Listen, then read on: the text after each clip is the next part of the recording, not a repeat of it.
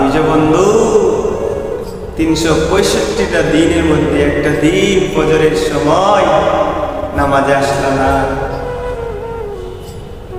ফেরেশতারা বলে, আল্লাহ তোমার বান্দা 365 দিনের মধ্যে একটা দিন ফজরের নামাজ আসলো না, অথচ ওই বান্দারে ঠিকই সকালবেলা কাবার মুখে তুলে দিচ্ছে।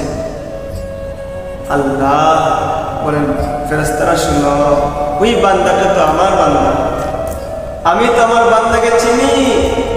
আমার বান্দা 1 বছর নামাজ পড়ে নাই, তো কি হয়েছে, আগামী বছর ঠিকই নামাজ পড়বে, ফজরের নামাজ পড়ে নাই, জোহরের নামাজ ঠিকই পড়বে।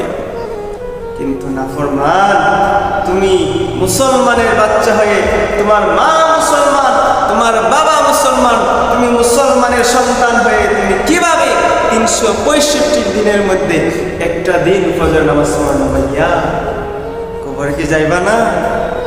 হাসরে কি উঠবা না? বিচারের সম্মুখীন হবা না বন্ধু?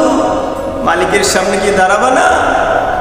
ওই কঠিন মুসিবতের সময় তোমার আমল নামা যদি নবী সাল্লাল্লাহু আলাইহি ওয়াসাল্লামের সামনে যায় যে তোমার জিন্দগির মধ্যে ফজরের নামাজ নাই, মুখে দাড়ি নাই, সুন্নতের আখলাক নাই,